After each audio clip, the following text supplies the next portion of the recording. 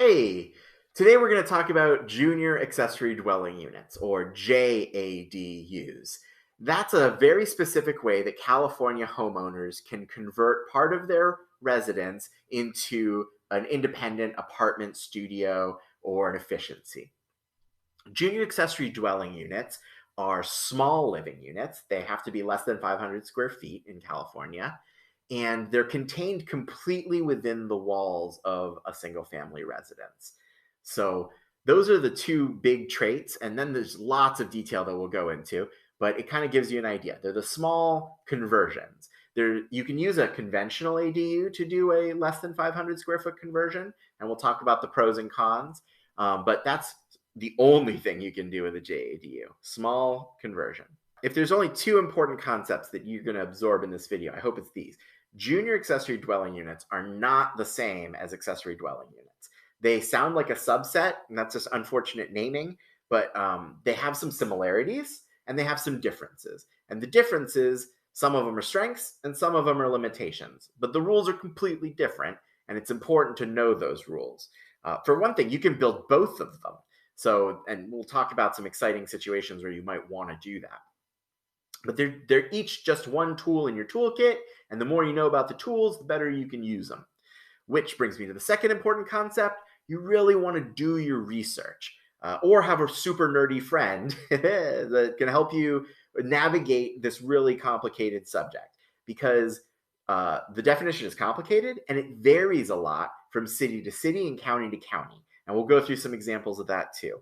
But you really want to pay very close attention and learn as much as you can up front about the subject in your planning phase, because then you can build the smartest ADU or JADU or both and take advantage of all the opportunities you have because of these new laws in California.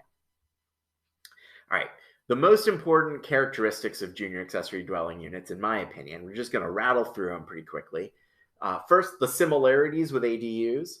They are dwelling units, which means people can live in them, you can rent them out.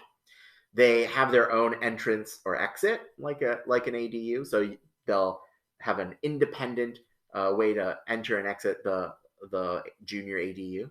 They have their own cooking facility that can be as easy as a kitchenette, but it gives the resident, the tenant, independence.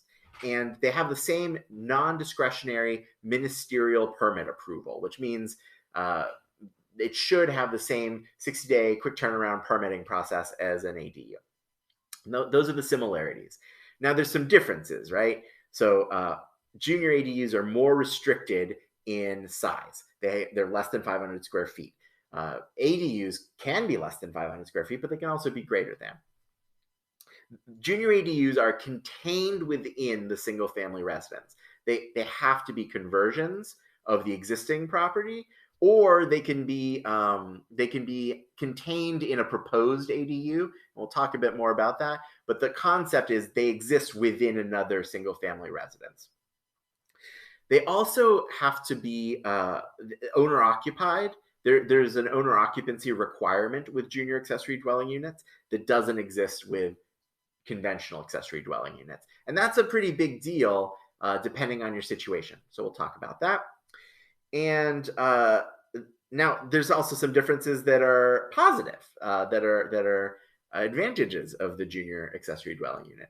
They can share sanitation facilities with the single family residence that they're in. So they don't need their own bathroom. They can add up to 150 square feet to accommodate ingress and egress. It's fancy words for entrance and exit when you're building. They can have fewer utility separation requirements. So that sounds pretty wonky, but it's like if you have an ADU, you really need to separate the shutoff valves for the gas, for example, and the ADU tenant needs to be able to access those even while the primary residence is on vacation. A junior ADU doesn't need all the utility separation, sub-metering, and all that other stuff, for example. And then there are fewer parking requirements for junior accessory dwelling units. There's fewer parking requirements across the board for ADUs now, but JADUs, just there's places where they say just there are no parking requirements for junior accessory dwelling units, period. Okay. Now, I mentioned variation by city or county, and that's a really important topic to get into while we're still thinking about what a JADU is. Because if you're in Santa Rosa, a JADU has a different definition than if you're in unincorporated Sonoma County. And that might seem confusing, but it's really important. Um, the easy example there between Santa Rosa and Sonoma is that one of those jurisdictions says you can only convert an existing livable space, like a bedroom, into a junior ADU. The other jurisdiction says you can convert anything within the walls, which includes a garage. And that's a really big difference because a garage is not finished livable area. So you could add square footage to your home by permitting a junior ADU in the garage. Whereas if you're converting a bedroom, you're losing square footage from the primary residence to give it to the junior ADU. Right, that's a pretty substantial difference. So how can there be those differences in interpretation? Well, we did a whole other video about the law, which we'll link to. But in a nutshell, there's a state law, and it sets a floor, like a minimum set of things that you can do, and it sets a ceiling that's like the maximum that you can do. And if the local agency does nothing, they use those laws. If they want, though, cities and counties can pass ordinances that lower the ceiling and change what you can, limit what you can do more than what the state limited you to, as long as they don't pass below the floor that the state set. So you can find yourself anywhere on this spectrum depending on your city or county ordinances. Furthermore, even if the city and county are using the state law, they're enforcing it and interpreting it slightly differently. And you still need to check on that. And Sonoma is going to be a good example. So how do you do it? You bust open your browser, go to Google, and just type in your jurisdiction and Junior Accessory Dwelling Unit. So if you type Junior Accessory Dwelling Unit Sonoma County, you're going to get a .gov website that explains some of the ordinances. And the Sonoma one actually says right at the top, hey, as of January 1st, 2020, the county's ADU ordinance no longer applies. Check this other page out for resources. And you go, oh, well, that's good to know. They don't have a local ordinance. They're just using the state code. But on their website, it says a junior accessory dwelling unit utilizes an existing bedroom. And that's a hint that they're interpreting it in the stricter way. So you really want to contact the planning department right away before getting too far in your project and go, hey, can I build a JADU in my garage? I'm not clear because the local ordinance is expired, and what's your interpretation? Now, on the other hand, if you're in Santa Rosa, which is in Sonoma County, then they have a new ordinance as of March 2020. Whereas they used to interpret it the same way as the county, this new ordinance explicitly says the junior accessory dwelling unit shall be contained entirely within the existing walls of an existing or proposed single-family dwelling, which includes the walls of an attached garage. That was a very extended finger quote. I'm tired. And this changed between when I started writing about junior ADUs and April, so when I started publishing. So you got to keep an eye on these ordinances. You got to know what you're able to do and what the city and county think of it. If keeping up with residential land use is not your idea of a good time, then that's why I exist. So again, use the link in the description below the video. Get started by sharing some information about your project, and I'll help you out with all this stuff. We'll make sure to take care of you. And most of my subscribers get only free resources. There are paid options if you want more help, but it's free to check out. So highly encourage you to let me know if you do not want to be reading local agency ordinances on Saturday evening. Okay, let's talk a bit about the pros and cons, which is why there's this big whiteboard behind me. First of all, the advantages of JADUs are that they can share sanitation, so you don't have to install a bathroom. That might be cool. They have less utility separation, which, as we talked about earlier, might save you some money on utility separation, especially if you're in an area where they're trying to get you to put in like a new connection to the sewer main in the street. And you're like, whoa, I don't want to spend 10 grand, 20 grand connecting to the sewer main when I could just convert a part of my house, use the same bathroom, and not have to pay that huge connection fee. They can be built in addition to an ADU. So if you're trying to get rental income, there's a great outcome here where you get 2 units to rent out instead of 1. And they can add to the square footage of your house, which is that example we went through. If you're converting a garage or basement that's not livable into living space, that's a pretty handy way to increase the value of your home. There's a bit of debate about how much you're increasing the value of your home, but almost everybody I've talked to agrees that there is an increase. It's just whether or not it's worth the expense of construction and permitting.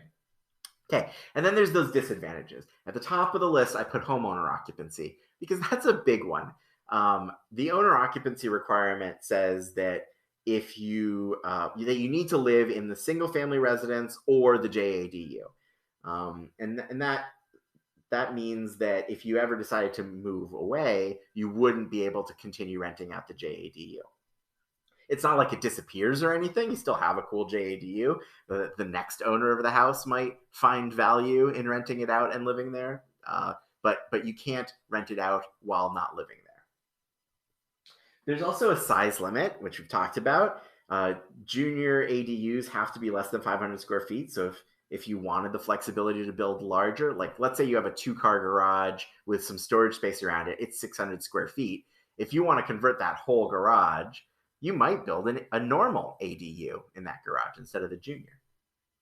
And lastly, this isn't a con versus conventional ADUs. It's more a con between JADUs and just renting out a room of your house. I think there's a lot to be said for just renting out a room. You can get a lot of the same benefits of renting out a room as you would renting out a junior ADU. So you got to consider your situation and whether it's worth the burden of permitting a junior ADU when you could just rent out a room. And it's an open question. Okay, so in that case, who should build a junior ADU? When does it make sense to do it?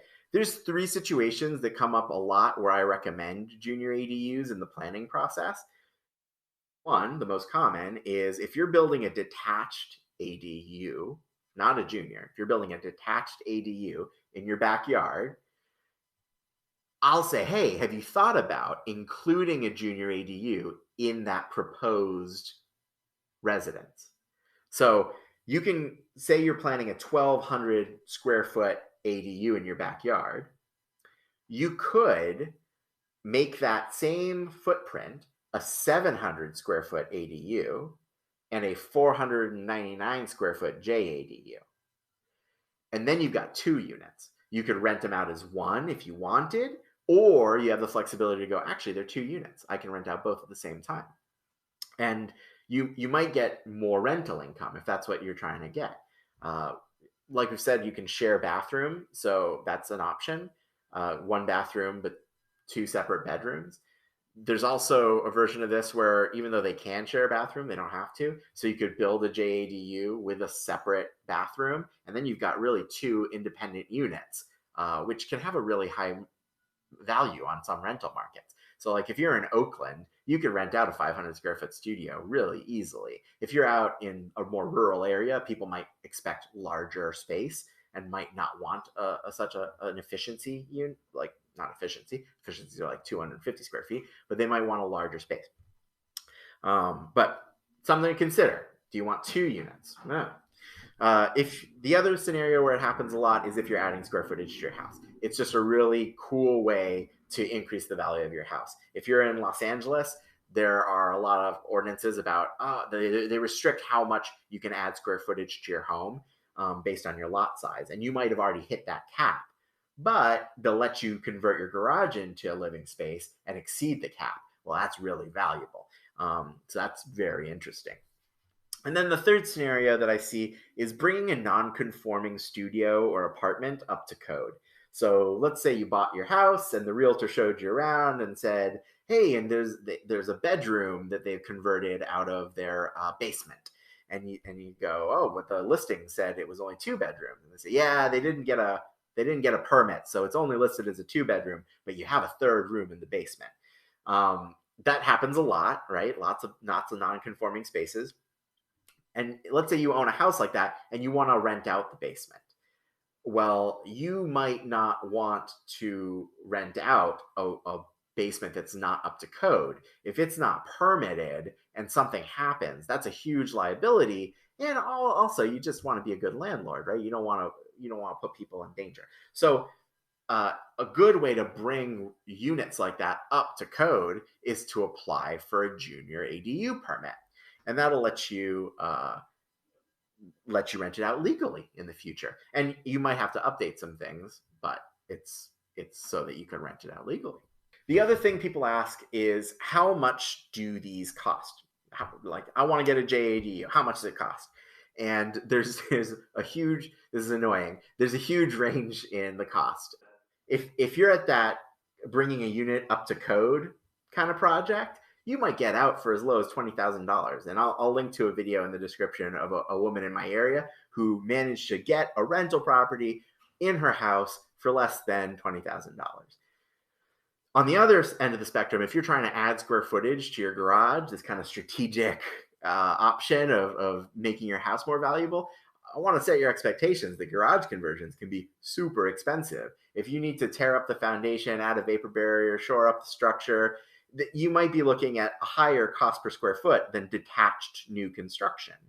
And just to put a number on it, I see projects under 500 square feet that come in at over $150,000 pretty frequently. So it's not a free option. On the third type of project, where you're building a detached ADU, and it's just a question of, do I build one 1,200 square foot ADU, or do I permit it as a 700 square foot ADU with a 499 square foot JADU inside it?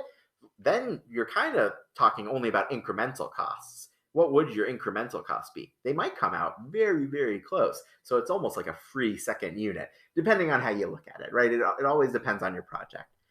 But that's kind of my annoying answer. Could be 20,000, could be 150,000. It really depends on what you're planning on doing. It's a very versatile tool, so we need to look at your project. And next up, if you want to learn how to start one of these projects, here's more information about that. And if you want to learn more about junior accessory dwelling units and the laws around them, here's more information about that subject. And I hope that you will like this video because it gave you something useful. If you have questions, pop them in the comments. Thanks.